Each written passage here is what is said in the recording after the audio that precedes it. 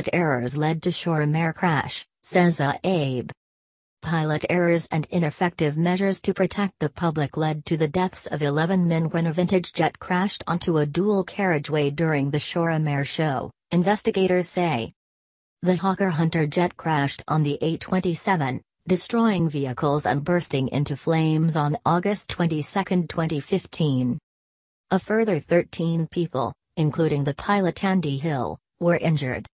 In its final report on the disaster, the Air Accidents Investigation Branch, AAIB, listed a series of failings.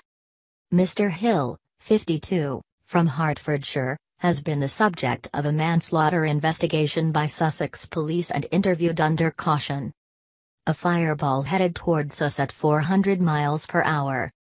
Live updates, Shoreham Air Disaster Report. On publication of the report into the disaster, AIB Principal Inspector Julian Firth said, the aircraft crashed because at the top of its aerobatic maneuver it was too low to complete it.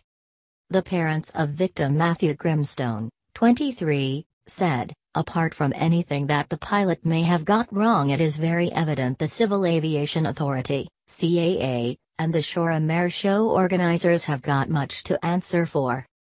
Rules laid down by the CAA were quite clearly inadequate, and those that were there were, in some cases, not fully adhered to by the air show organizers. The organizers of the air show said the report clearly confirms that a series of errors by an experienced and fully authorized pilot were the cause of the tragic crash. They said the show had been an important part of the local community for 26 years, and they had always worked hard to ensure the event was both safe and successful. Our main aim in 2015 was to do just that, but there are findings in the report that will require further analysis and reflection. The report also contains important recommendations for the CAA, as well as the wider airshow industry, and these must be noted carefully, they said. Escape maneuver.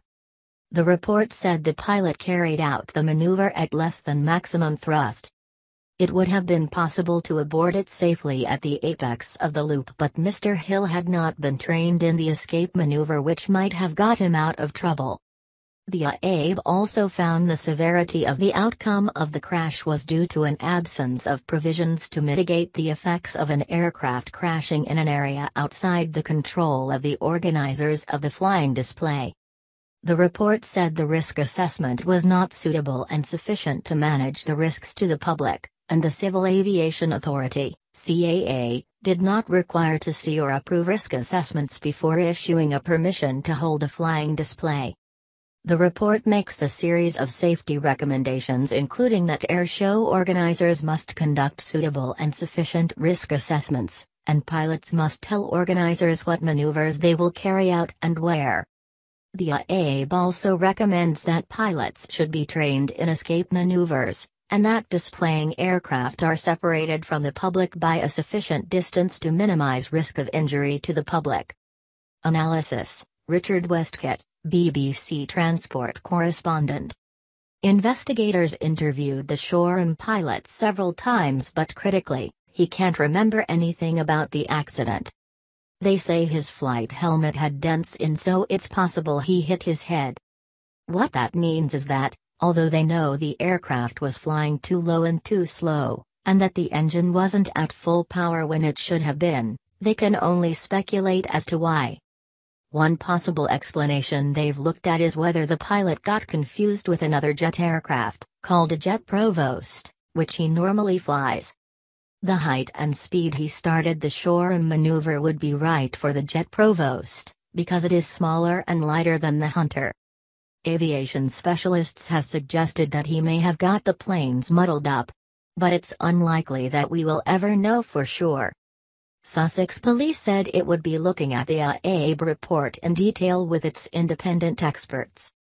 .ch Inspector Paul Reimer said, "We have been waiting some time for this report and it will take us some time to review. We hope to do everything we can to submit a file of material to the CPS in advance of the pre-inquest review on 20th of June. As we have said before, this is an extraordinarily complex investigation, But we remain committed to finding answers for the families and friends of those who died. Both the AAB and CAB already published a series of interim reports looking at the findings from the crash scene and implications for air displays around the UK. An AAB report in September 2015 found the jet showed no abnormal indications during its flight.